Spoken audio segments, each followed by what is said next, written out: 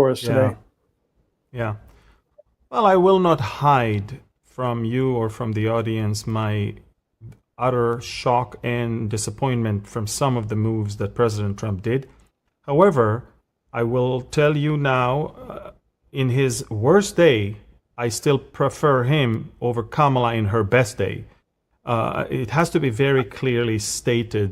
This is by far the most friendliest administration Israel ever had in the White House. So, but adding to that, I must, we must call things the way they are and not hide things from. I mean, I don't have any allegiance to any politician. When I see things that are wrong, I call them out. I don't hide them, and I think that President Trump, from the very beginning, in the preparation for this tour, I think he made some statements and later on made some moves that were raising eyebrows in Israel and also in America, believe it or not. A lot of people are kind of concerned. And it started with the fact that he hid from us the deal with the Houthis that he had, a ceasefire with the Houthis. Now, look, President Trump doesn't need to tell us anything in advance, but it would be nice to hear it from him and not from the media. But we're the allies, and we're the ones that are getting hit by the Houthis. And basically, what Trump basically said is, as far as we're concerned, the Houthis can fire at Israel. We're not going to take sides here. As long as they don't fire at us or at commerce ships, we're okay. The fact that, by the way, the Houthis just shut down another MQ-9 $30 million UAV, American UAV. They shot it down last night. I guess you have to turn a blind eye to that one. But I will tell you, it's probably liberating for us. If you really think about it, from now on, Israel will have to take care of business without having to even coordinate anything with America, because it's going to be our planes alone in the skies of Yemen. And we're going to talk about what we did a few days ago and what we are about to do a few hours from now. So that's the one thing, the Houthi thing. And then came, of course, the whole rumor that he's going to allow the Saudis to have nuclear plants. When our neighbor is becoming nuclear, it's good for us to know.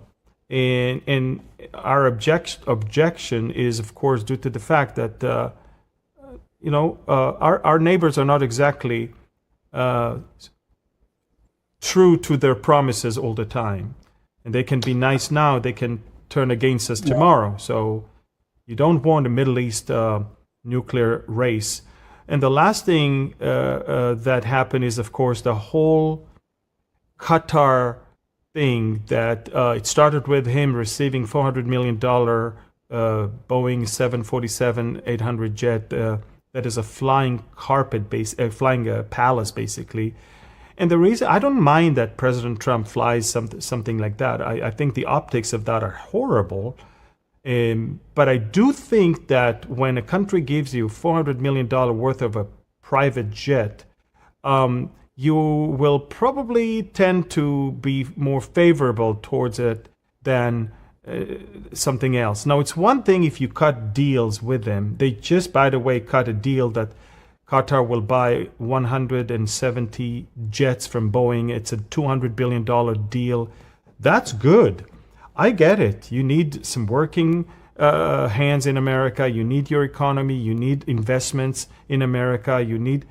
But remember, receiving a gift from a country, it doesn't look good, but it also makes people wonder, are your decisions going to be pure or tainted with favoritism because of that? I mean, Trump, don't forget, Trump has his own business in Qatar. Now he has his own gift from Qatar. And people in Israel are saying, if that same country that Trump said in 2017 that is actually promoting terrorism, if that same country with hundreds of millions of dollars changing his mind, doesn't look good, does it? What is the message that he's sending to the others? And then, of course, came the meeting today with the Al-Jolani. 25 years since the last time American president met with a Syrian president. This is not even an elected president. He's an ISIS terrorist who took off his ISIS robe and put on himself a suit. Up until 4 months ago, there was a bounty on his head, $10 million bounty, because the guy was the head of Harir al-Sham, and Hayat Tahrir al-Sham, and that's a ISIS organization that beheaded and killed and butchered many people. You don't put a bounty of $10 million on someone unless he did some horrific things. And now, Trump says we cannot really live in the past and always hold things against people what they did in the past. And he's right, you cannot live in the past. But Al-Jolani allowed his own gang to kill and massacre the Alawites and the Druze just a week and two ago. That's not the past. That's the present. He did the same against the Christian. He will do the same against the Kurds. So I don't really truly understand the logic behind cutting deals under the pressure of jihadist countries and Muslim Brotherhood countries like Turkey and Qatar, and accepting Al-Jolani as a world leader. But again, Pastor Barry, I decided not to try to find logic anymore. As you just read from the Bible, I don't think that we should look at everything that Trump is doing as something that should make sense biblically to us. And he's not a pastor. He's not a spiritual person. He does not let the Spirit of God lead him when he does things. This is a business tour. He has a big, grand plan to make America great again. And the only question is Israel going to be thrown under the wheels of a $400 million private jet? That's the question.